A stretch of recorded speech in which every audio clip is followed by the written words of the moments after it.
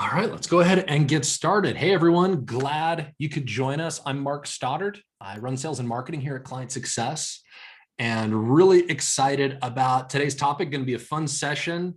This is a topic that I think everybody in customer success has talked about at one point or another on whether we should be charging not only for onboarding, but for kind of a lot of different kind of customer success aspects and services. So Donna Weber, friend of ClientSuccess, I think one of the world's foremost experts in customer onboarding, joining us for a second time. Donna, awesome to have you back. We're super excited. Mark, it's always a pleasure. Thank you.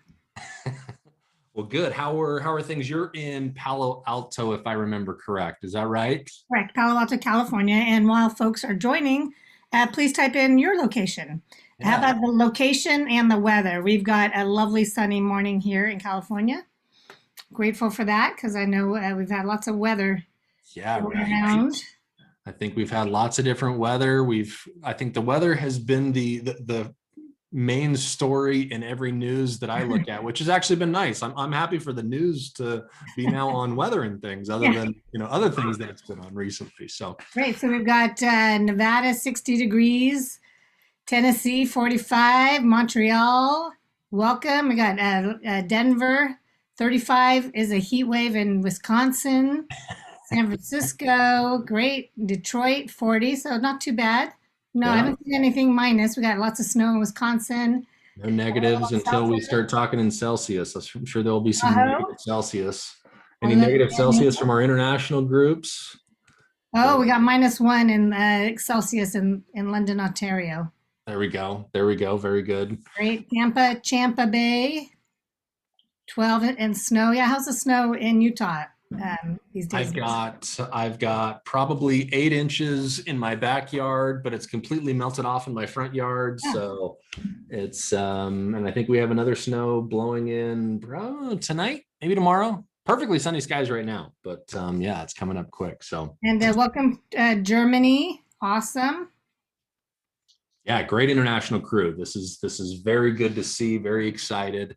So, well, good. Let's go ahead and jump into things. So just to kind of like set a few expectations, kind of ground rules. I don't know if we need ground rules, but maybe housekeeping. So we are going to be recording the session. So if you need to pop out early or anything, we will be recording. We'll send out the recording and the slides and kind of everything that you will need afterwards. We're going to make this, as we always do, a very interactive session. So feel free to pop any questions or anything else that you have into the chat pane. We'll be working through those. Donna has a decent amount of content to share, but like I said, we're going to keep it interactive, and we'll have much more of kind of a Q&A toward the end. And yeah, I think maybe just kind of before we jump in there, I want to pay a couple bills. We have a bunch of new names on the sign up list. So that tells me a lot of you are new to ClientSuccess, which is really exciting. I love talking to folks who are new to ClientSuccess, haven't heard about us before. And so I'd love to give you a little intro into who we are, what we're all about, what our story is. We're the easiest to use, easiest to implement, complete customer success solution that you're going to find. And so we're going to help your CSMs drive retention and growth all the way across the entire customer journey. So that's going to help with onboarding, adoption, renewals, growth, anything that you think you need to drive a great customer experience. Take insights, roll those up to your leadership team, collaborate on behalf of customers, all focused on what we're trying to do, which is drive better retention, better growth. And we're going to do all that without requiring you to have a full-time admin. So we're always focused on ease of use, usability, fast time to value. You see here on the slide, we're a leader on G2. About half of our G2 reviews, and these are reviews directly from customers, they talk about how easy we are to use to get up and running. I'll share one example here. Starhofer from PartnerStack, really awesome customer of ours, multiple time customer of ours. She says the product is very easy to use. It makes adoption a snap, and it also gives us visibility on where we have risk in our business and how well we're growing our business. And at the same time, it gives us a consistent approach to all the scenarios we should focus on while growing our team. So there's tons of examples of that, and love to talk to you a little bit more about it. If you're using other platforms out there and you're tired of, I'll just call it overly complicated systems that have perpetual rollouts in some cases. We'll talk a lot about rollouts and onboarding with Donna. But if you want something that's much more easier to use, much faster time to roll out, come talk to us. We'd love to chat with you a little bit more. Find us at clientsuccess.com. Email me directly, Mark with a K at clientsuccess.com. And just looking forward to chatting with anybody who wants to learn a little bit more. So with that said, let's go ahead and switch gears and get on to the topic for today. Donna, I'm going to go ahead and stop my sharing, and that should open things up for you to be able to share your screen. And how's the audio and video? Anybody have any issues hearing or seeing? Sounds like everyone could hear us okay because they could hear us in the chat pane. All right, audio, video is good. Very good. So, well, let's go ahead and get into it. All right, how's that? Perfect. And can you see I've got all the Zoom windows open? Do you see any of that? I only see your slides, which I think is what you're wanting to do. Well, hello, everyone. I just want to ask you before we get started, take a look at these benefits here. Customers are accountable and engaged. Customers are satisfied, they're loyal. You have higher customer satisfaction. Your renewal rates are high. Your offerings differentiate you from the competition. CSMs are more strategic, and you can scale your customer success organization. Type yes into the chat if these look good. Does these look at, are you interested? Bunch of yeses, looks good. Right. So if you want to learn more, stay tuned. So let me just give you a little overview of who I am. My name is Donna Weber. I'm the customer onboarding expert. And I've been running my own business for the last 5 years. But before that, I worked at some of these companies, and I worked with some of these companies over the last 5 years. The main thing is I help high growth companies create customers for life. And stay tuned. I've got a book coming out next month. And at the end of this session, if you stay with us through the end, we'll show you a way to enter to win a copy. It's called Onboarding Matters: How Successful Companies Transform New Customers into Loyal Champions. And I'll be covering some of the key principles and concepts around what's in the book today. And then when I'm not writing and publishing books and helping high growth companies, I'm outdoors as much as possible. And this is me kayaking a rapid called Troublemaker on the American River just east of Sacramento. That's awesome. Type in yes, exclamation mark if you know what I'm talking about, Troublemaker, and if you've rafted or kayaked there. All right. I think I've skipped rocks next to the American River, but definitely never rafted it. So we'll have to do it next time. Next time I'm out there. I have kayaked in Utah and in your area. We can talk more about that later. Okay, great. So let's start with the premise that onboarding is the most important part of the customer journey. And I regularly meet companies and work with companies where they tell me that their largest cohort of churn is during onboarding. So type in yes if that's the case at your company. Do most customers churn during the crucial onboarding period? And John says yes, he knows about Troublemaker. Thank you. All right. So on your question around the onboarding, I was talking to someone yesterday, and they were saying, "Look, I can forecast churn at day 61 or day 91 because I just know whether or not I know at that point whether onboarding has gone poorly, and I know whether or not they're going to retain in a year." So that's what I'm hearing these days. So we're getting some yeses and nos. Some people are saying, well, they're locked in, they can't leave. And maybe they don't actually leave, but maybe they're disengaged. Mm-hmm. And so, if a new customer doesn't become loyal within the first 90 days, there's a big chance they never will. And those first 30 days are the most crucial. And Service Source says that if a customer doesn't become loyal within 90 days, there's typically only a 10% chance they ever will. And this is why I've chose to focus on onboarding. It's that critical.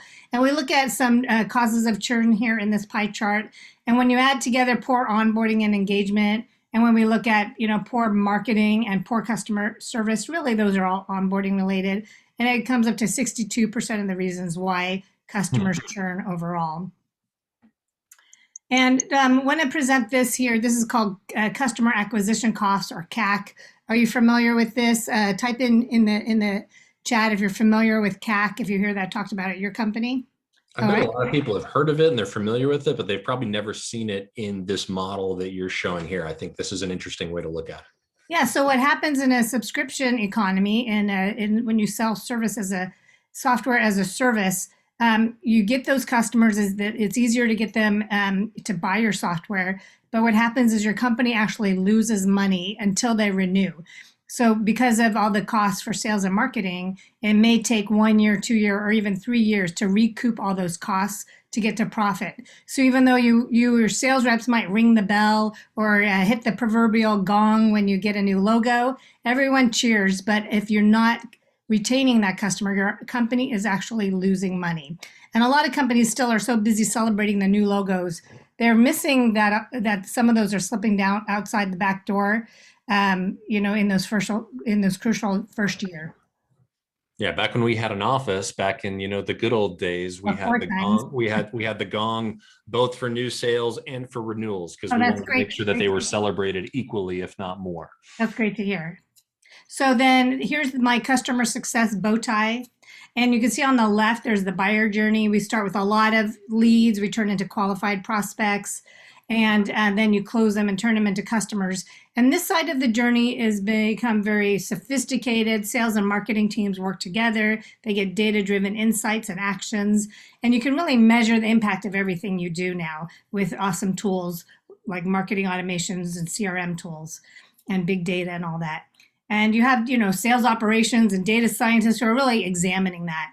And then we go to the right side of this, the bow tie, which is the customer journey. And that's where we look at how we onboard customers and drive them to adoption and ideally expansion and get them to be your champions.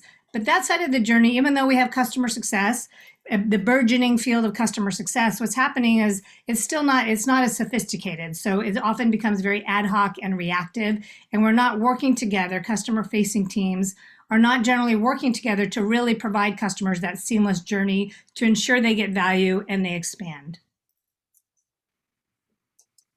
And because of these gaps, I've created the orchestrated onboarding framework.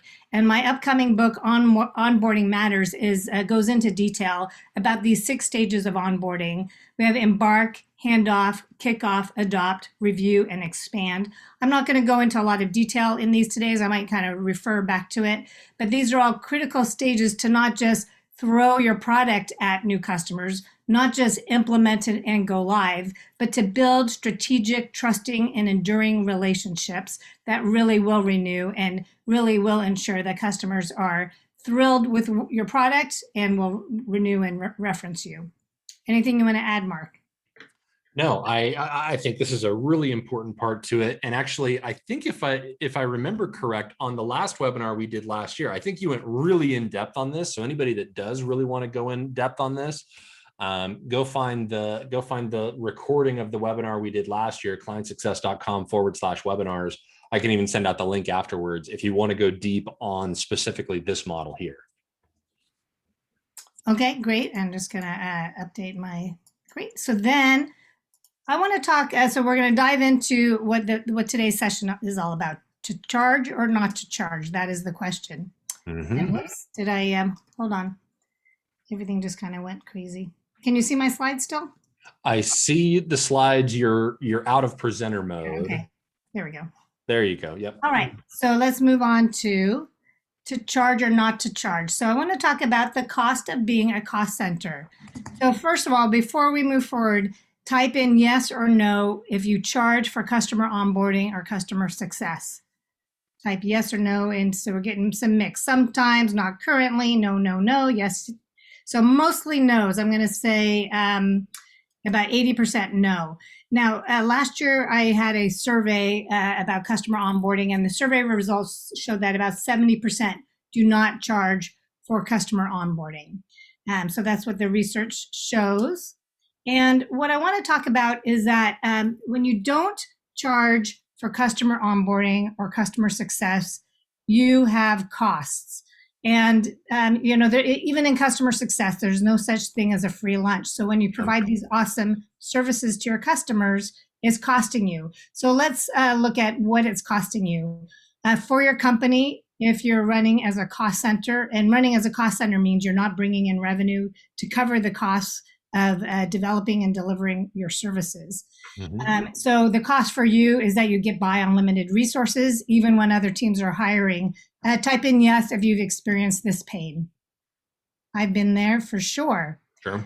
Yep, getting lots of yeps and yeses. You're unable to deliver the best-in-class services that customers need to reach their outcomes. Rather than moving ahead of the curve with proactive and prescriptive programs, you're stuck firefighting. Type in fire if you are in firefighting mode. We've got one person says they're hurting right now. Oh my goodness, lots of fires. Send out the firefighters. Do you have a battle to get customers to show up for onboarding, to do their tasks, to implement? And so we're getting lots of yeses. And you're so busy chasing down existing customers that it's a challenge to juggle that new wave of new customers. And type in wave if you're challenged by that. You're so busy trying to chase down existing customers. Okay, we're getting lots of waves. Wave, big all caps. Big waves. And right. Then, that means for your company, customer retention and support costs increase. And ultimately, you and your team are at risk of being cut. Anyone's ever been cut? You think you're doing great. And then, so we've got people. I was at a team where we were seen as a cost center and we were cut. It sucks. Sure. And I think a lot of that, especially like when you think about like what happened in the last 12 months, when you have something like a global pandemic that shows up out of the blue, immediately a CFO, the first thing that they're doing is they're looking at all the cost centers. And you saw, unfortunately, there were a lot of, layoffs and furloughs and whatnot that happened in March, April of last year, because it was a CFO who looked at, her income statement and she said, okay, let me just pull out all the cost centers. And that's the first thing to go. So if that's the bucket that you're in, that's a challenging bucket to be. Great, thank you. So now there's also cost for customers when you don't charge. So even though you think customers don't want to pay, there's a cost for them. They're not as accountable. They don't show up for their scheduled meetings. They don't move forward on their parts of the implementation plans. They don't adopt the product. And as a result, they just don't get the value from what they've paid for. And when I interview customers, they tell me that they want to be held accountable. All right, let's move on. So I am a proponent of premium customer success packages. And, even though, we think people don't want to pay more, there's research that shows that when you charge for something, people value it more and they're willing to pay more. So people are willing to pay for value. I mean, sometimes even if you have 2 or 3 options, you think, oh, I better buy the most expensive one because that's probably a better deal because I'm getting more value. Anything you want to add to that, Mark? No, I think I have a bunch of questions on this one, but I want to let you get through the next kind of few slides, and then I'm going to jump in with some questions. Yeah, and the goal here is to have I've got, probably about 5 more slides to share, but really want to focus on the conversation. And, this is a debate in the world of customer success. People debate about this. Do we charge or not? Because it's like, well, they're already paying for our product. Shouldn't we, it's in our interest that they renew. And my side of the debate is that I hold the ground that we do charge. And the reason is because it's time to take our customer-facing services as seriously as our software products. So in SaaS, we sell and deliver software as a service. And that means we also need to sell our services as products. And so type in yes if you currently provide any premium packages. Do you charge for implementation, onboarding, or customer success?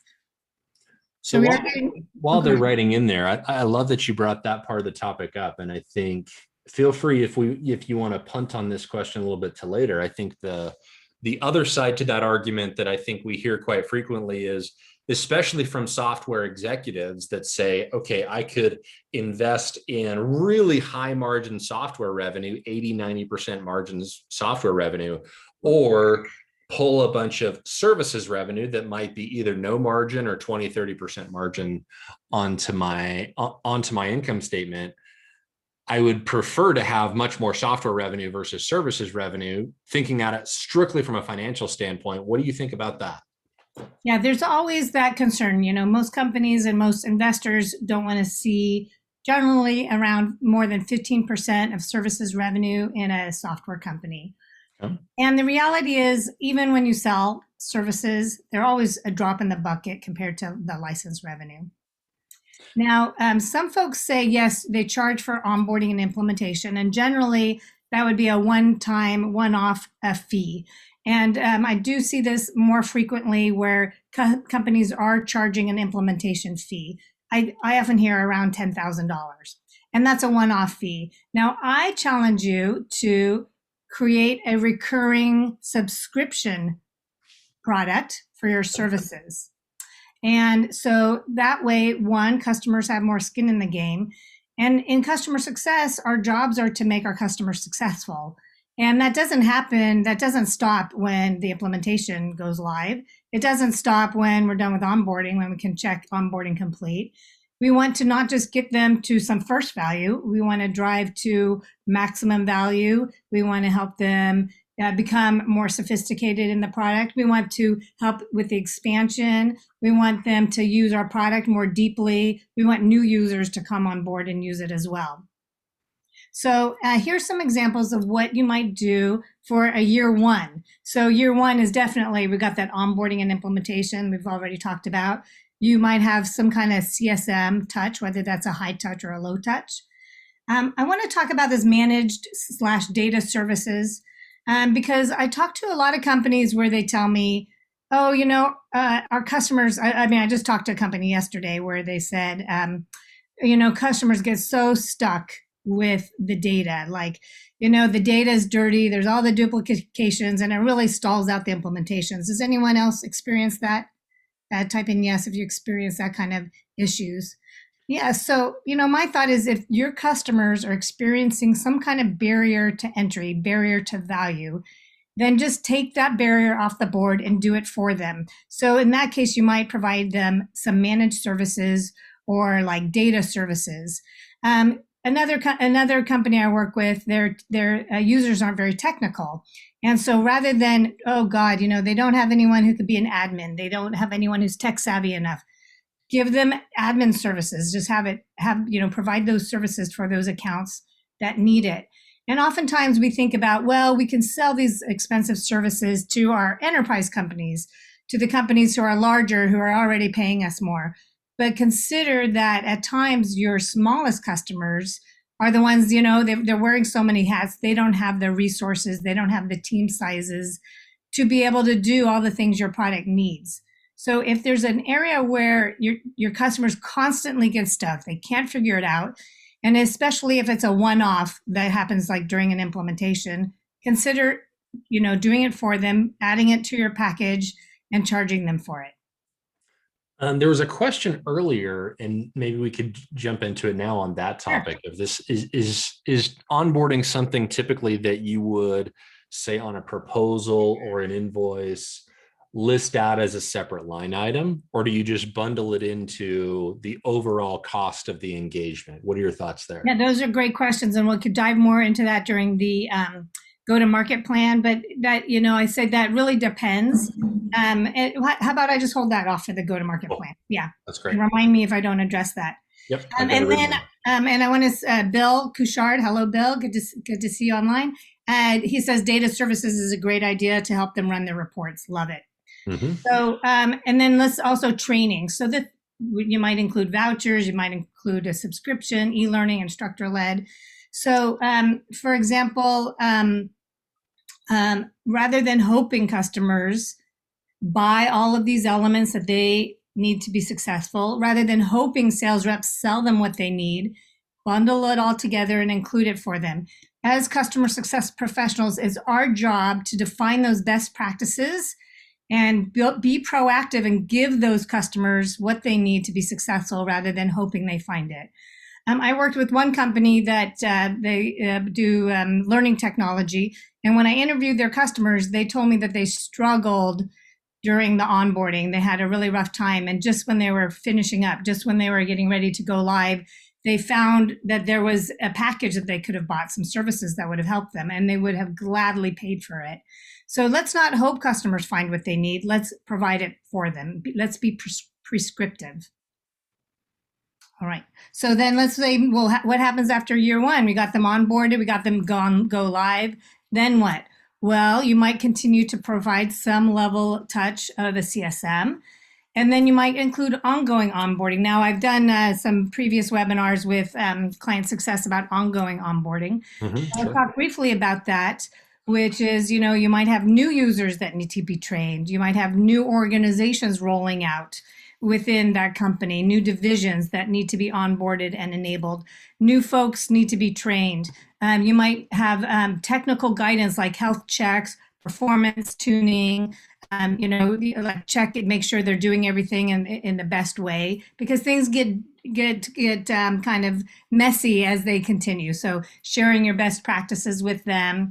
You might guide them to more sophisticated use cases in your platform so they keep getting more and more value. It might be some help to roll out new features, new functions, new releases, and even new products. And then this way, these premium packages can be subscriptions. And again, we'll talk about the pricing approach in the next section. So then you charge for it, and every time your license renews, the services product renews as well. So Mark, what would you like to talk about there? On the subscription part? Yeah, anything you want to bring up before I move on? Yeah, I mean, I think that's a whole new idea that I think a lot of folks probably have not even thought about. A lot of them would think about, we've got a premium onboarding package, but the idea of having an ongoing services component on top of that, I bet that's fairly new. I suspect that idea would probably even get more pushback than charging for onboarding. What are your thoughts on that? Yeah, yes, likely. One company I talked with who did this, they called this the Happy Meal internally. And what they did, it's not something you just kind of slap together and roll it out. If I'm going to just stop my share for a moment while we chat for the next section. It's not something you just slap together and roll out. You need to make sure you're providing value. So when the CSM, you say, okay, great, it includes a CSM. And if the CSM is calling once a month going, how's it going? That's not value. You need to be driving them to value. So it takes time, and we'll talk more about this in the next section, to create something that really does provide the value. And then also, there was something else I was going to say there. It'll come back. I just lost it. Okay. So Laura asked a question here that I think is relevant. Like, how would this work if you offer consulting services? Meaning we've got our software business, and then we have kind of this consulting services group. Would that impact? How would that impact here? Yeah, you could still bundle that up, but you would have some kind of, rev share approach with the consulting services group.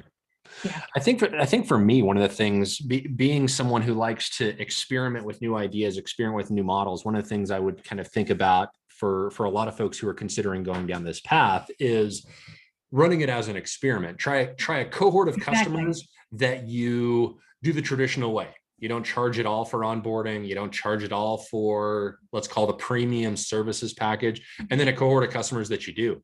And then look at not only the renewal rates of those customers, but look at just overall the health of those customers. Look at the usage of those customers. I think that would be an interesting way to put some data behind this and run some experiments, and then come out of the end of it to say, okay, cohort A did X and cohort B did Y.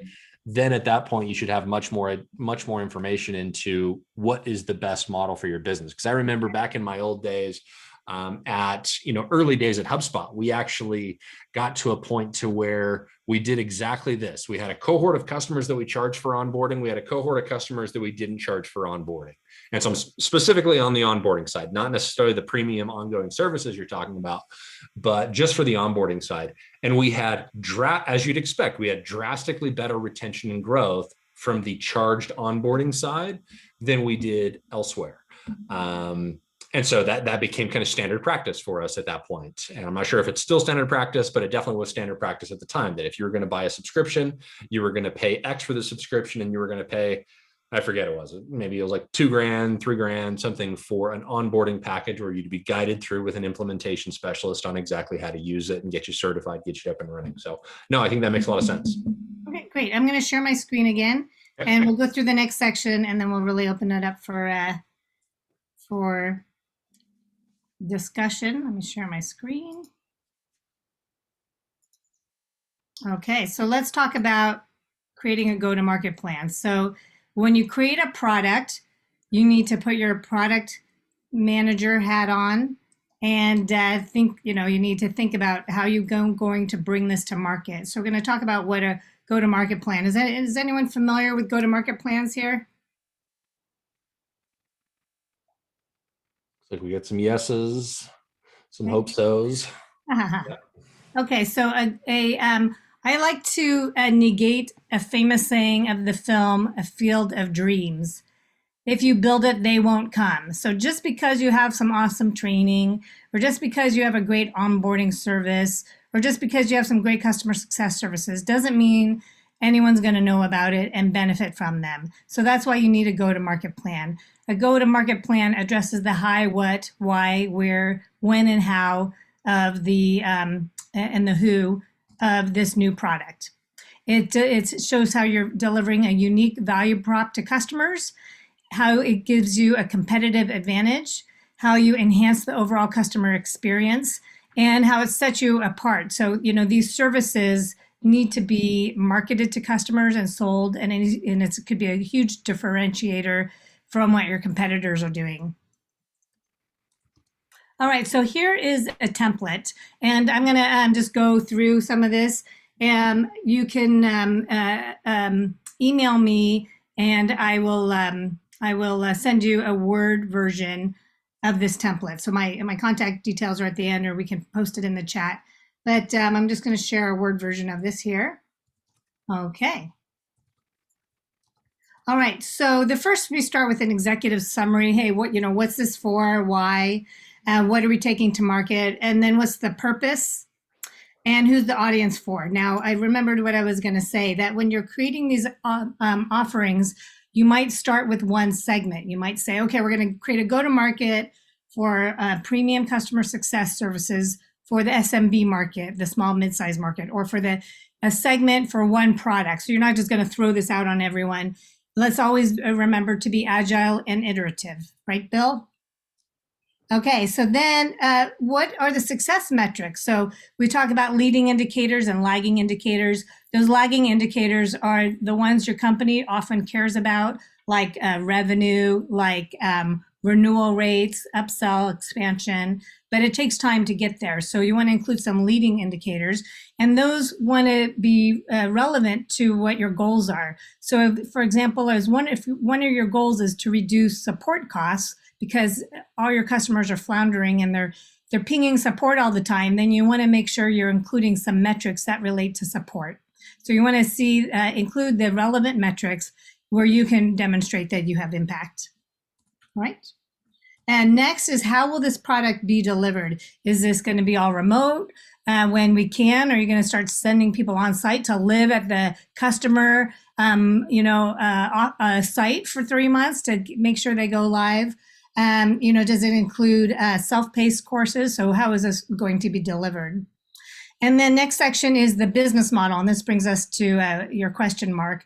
How will you charge for this product, and what will you charge? Now there's some options. And before you go down the rabbit hole of how to charge and what to charge, I recommend you make best friends, become BFFs with your finance team. Find someone in finance where you can sit down and share what you're thinking about, what your goals are, and they can help you model this out. You're not going to just do this on your own. So they'll know what works for your company. Now, there's options around. Do you include this as a separate line item? Is that separate line item required or optional? can sales reps remove that line item or not? Those are things to consider. And those are things to look at, talk with your finance team and head of sales with, to learn more about what works at your company. If it's on there as a line item and all sales reps do is remove it, then guess what? You won't have any impact. So you can bundle it in with a license. You can uplift the price of the license, and it's kind of quote free, but customers get all of this included. One caveat with that, if it's all bundled in there, you need to make sure that it's getting allocated back to your team. Otherwise, you're still going to be seen as a cost center. Now, the thing is, customers are used to paying for reactive services like support and maintenance. That's been around for a long time. And those are even things that renew every license. So you're helping to kind of shift the perception from we pay for support, we pay for, all these problems, to we're paying for that proactive care. We're paying for some kind of concierge service throughout our life cycle. So there is some kind of perception shifting. And my colleague at this company that rolled this out, he said it took about 6 months to really kind of change the perception internally and with customers. It's not something that you just throw out there and everyone eats it up. It does take some kind of sales and marketing internally and externally from your side.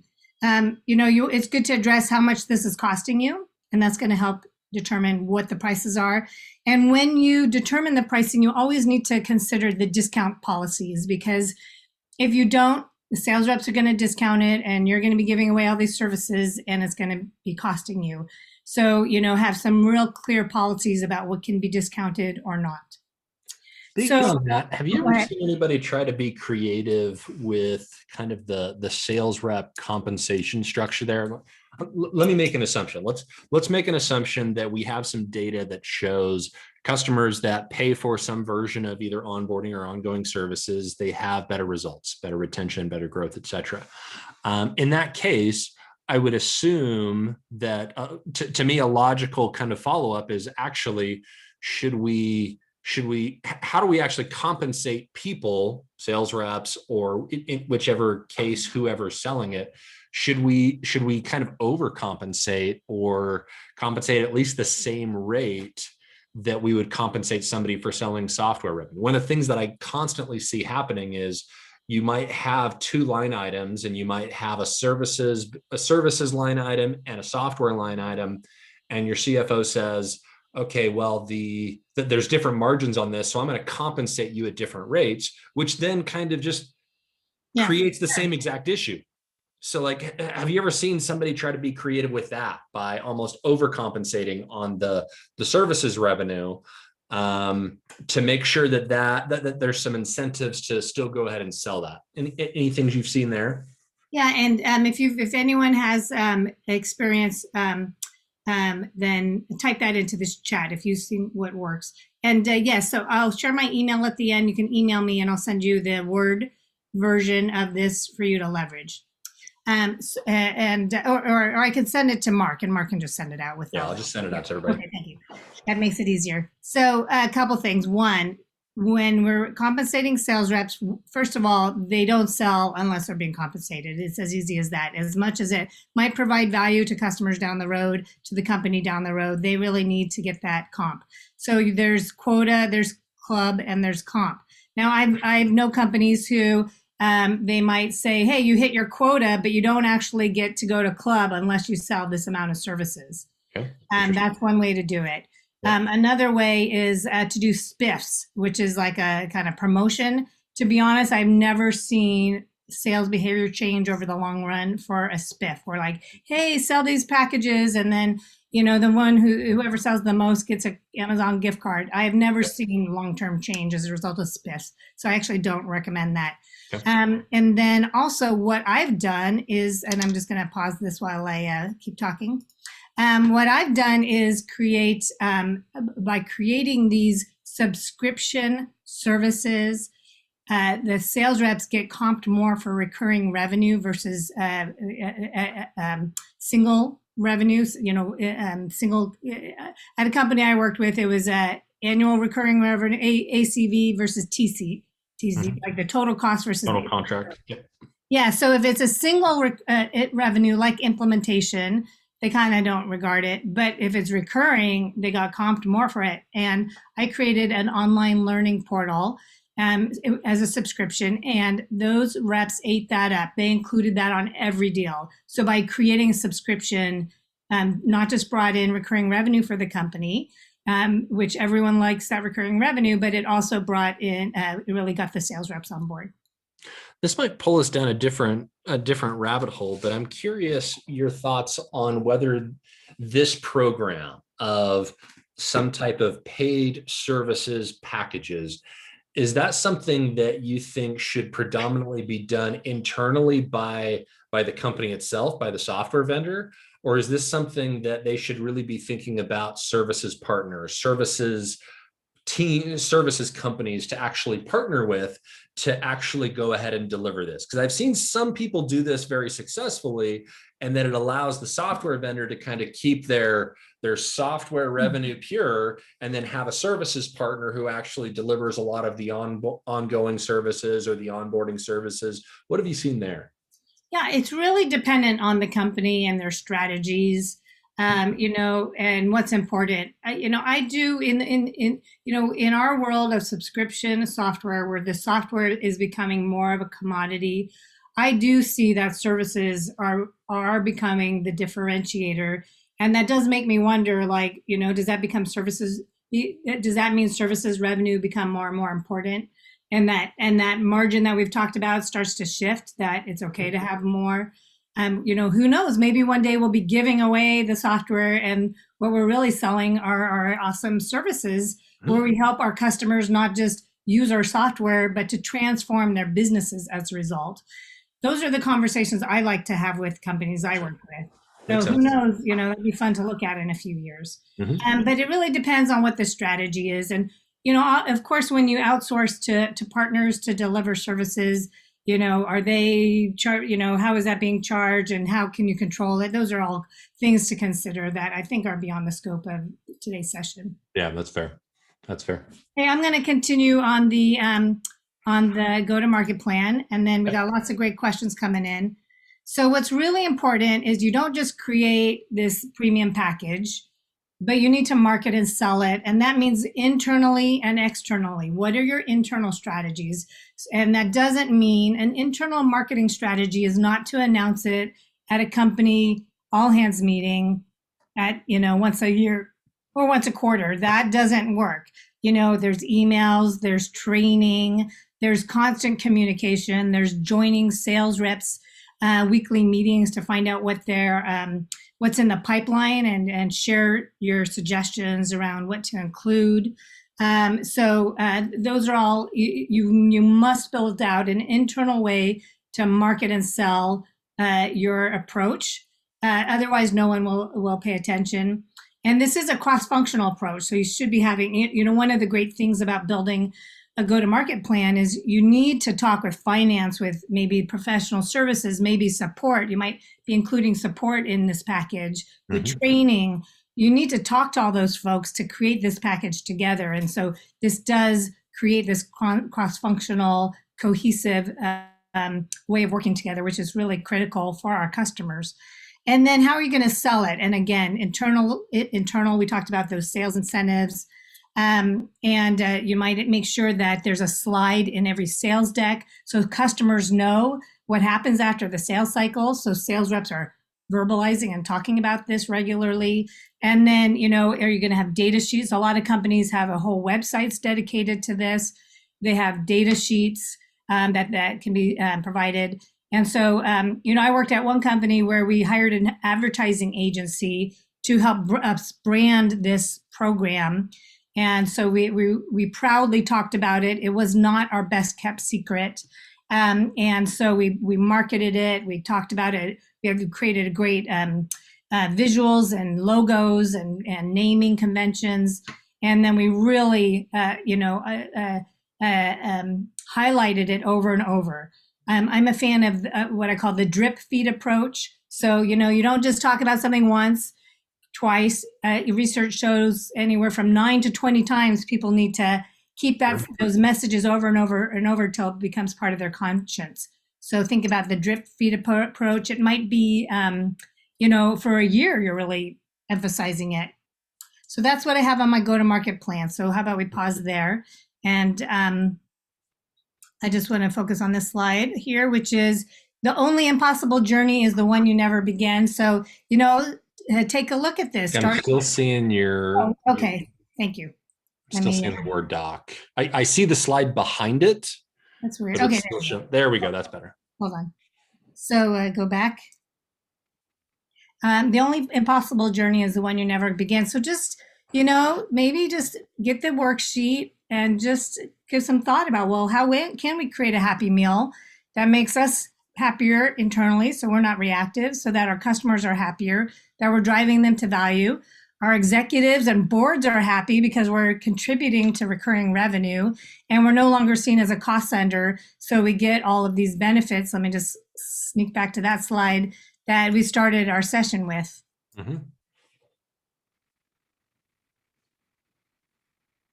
All right, so I'm going to pause there, and we got a couple more slides, but I just want to pause there and address some questions.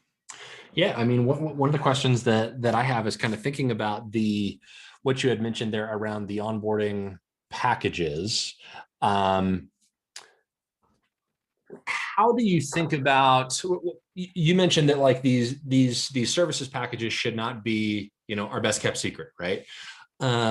How much of this do you think should be done at time of sale versus being an upsell, cross sell down the road? So maybe we didn't sell the premium onboarding package, but 6 months in, if an account meets X, Y, and Z criteria, we're going to go in and sell one of these premium services packages. How do you think about that? How should that work in your go-to-market? Oh, well, let me ask you, Mark, and all the folks attending today's sessions, how many times do you start working with the customer and you go, it would be great if you had this training, and they're like, well, we don't have, why wasn't this included in the proposal? Because that's where we were doing our budgeting. Anyone experienced that? So I recommend you talk about it during the initial sale and get it all paid for. Otherwise, you're hoping. You're using. My colleague Roderick Jefferson talks about hope is not a strategy. Mm-hmm. And so otherwise you're hoping they get budget down the road. I mean, when you're talking about, what this is like the TSIA services in technology services industry association, they talk about, they call this the complete solution. Let's sell them the complete solution. So let's say I join a gym, that's a subscription, right? And then now but if I have access to the weight room, but if I want to take a class, I have to pay more. Like, dude, just tell me what you need me to pay up front. I would have paid. I want classes. I would have, if you didn't ask me, I would have paid for that up front. I'm not now it seems like an extra huge. Feels like a bait and switch, perhaps. Yeah. So I suggest including it with the initial sale, and then it renews every time the license renews. So it's not, now you're not on a separate cadence. It makes it a lot easier to renew it. And I do want to add one more thing about the renewal. When you need to be providing value. Somebody said, well, hey, we might include our training. We've got our e-learning, but how do we drive them to completion? Just because you sell a subscription, now you have the responsibility to ensure your users get value so that they will renew, just like with our licensed software products. So if your premium package includes a certain number of training credits, you need to drive the training credit consumption, all right? You need to schedule those health checks and review checks.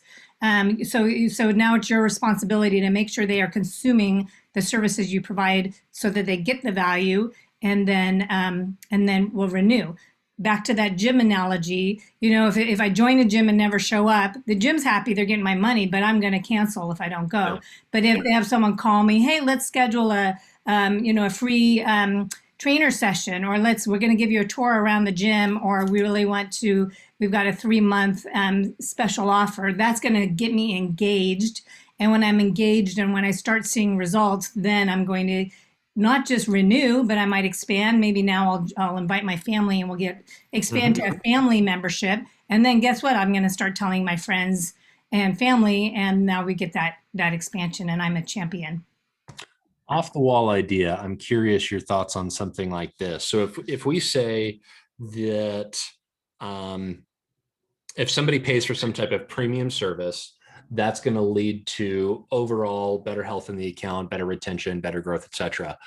Have you ever seen anybody offer kind of extra incentives to do that? Okay, you pay for this and you go through this onboarding plan and I'll give you 3 months free, because I know that, Yeah, sure. I know that by doing this, that I'm going to keep you around for an extra year. So I'm fine to give you 3 months free on your subscription. Have you ever seen anybody try to kind of play a little bit of that game a little bit? Yeah, so they for those who, let's say, buy their onboarding package, they get some special offer, and Something like that. Yeah. it worked fabulously.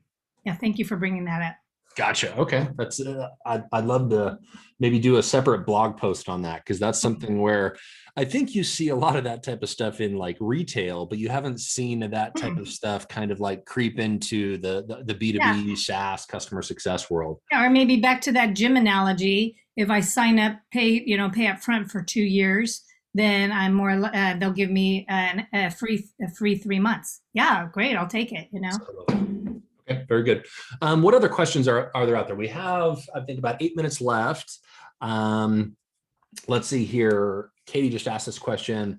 How have your customers priced out premium CS packages? Oh, yeah, this is a good one. Like, how do you actually price this? Is this a price per segment? Is it a amount of the total contract? Is it hourly? Is it, how do you think about that? Well, we never charge by the hour. It's focus on the value that you deliver. And then that's where you want to talk with your BFF in finance. Okay. Because it might be that, let's say, for all SMBs, they pay an extra $5,000 or $30,000. I'm just throwing out some random numbers. And all enterprise companies pay an extra, $50,000. Or $10,000, whatever makes sense. But it might be that it's a percentage uplift. So it's 10% of the license. So no matter what it is, if it's SMB, they'll pay less, and they'll probably have less they'll get less for their services, and then enterprise will be paying a lot more.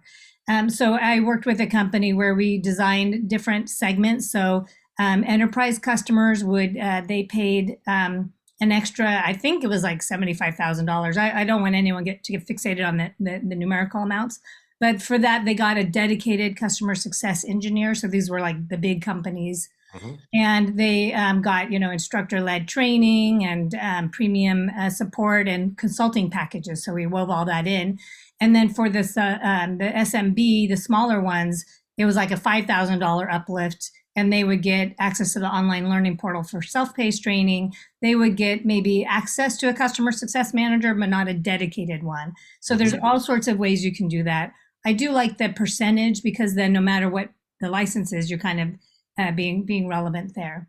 Makes sense. And just one more thing, it's not always the case. Remember, it's not always the case that an enterprise company necessarily needs your services more. So many companies I work with, they find that the small companies are the ones that really struggle. They don't have the dedicated admins. Their project teams are managing so many other things. They're overwhelmed.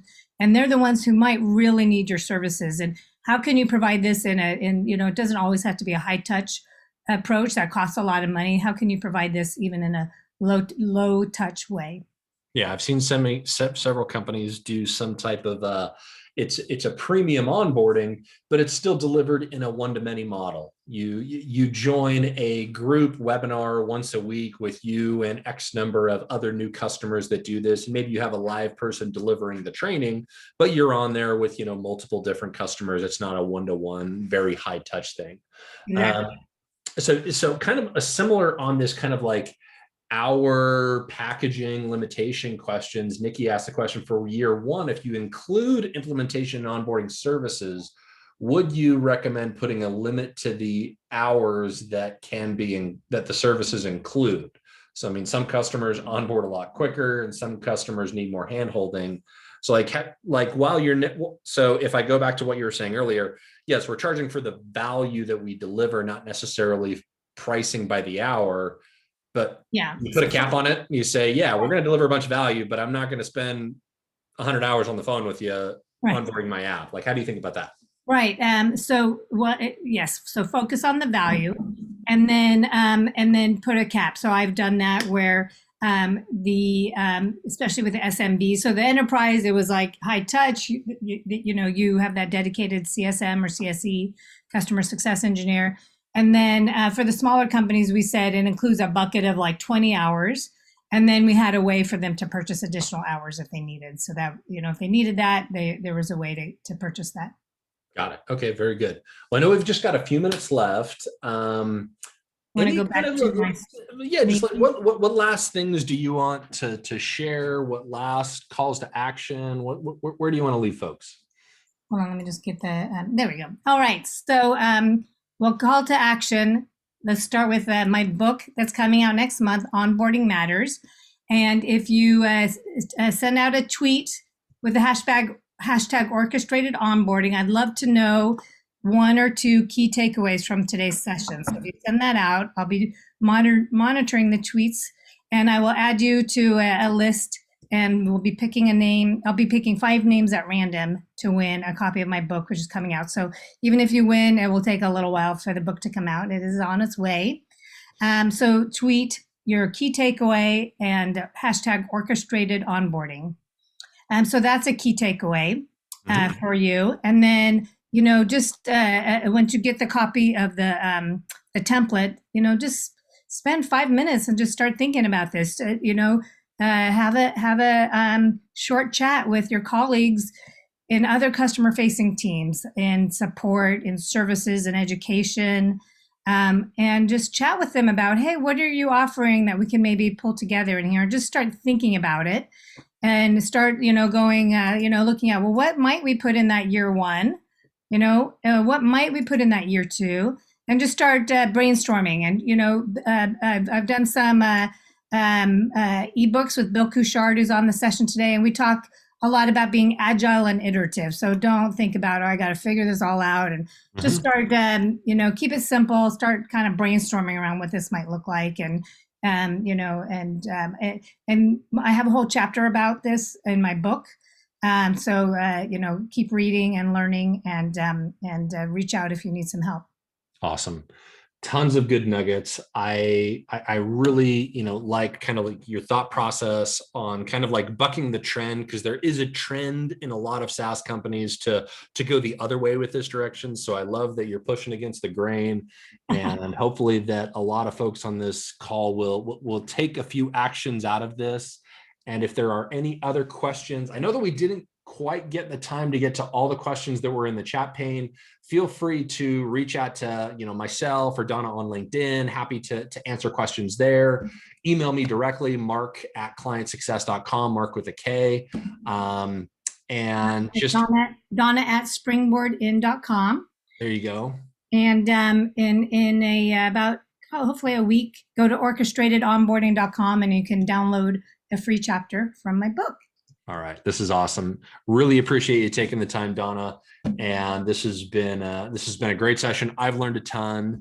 And any last things before we wrap up?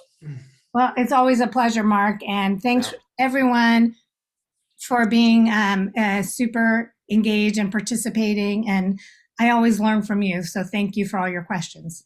Awesome. Well, thanks everybody.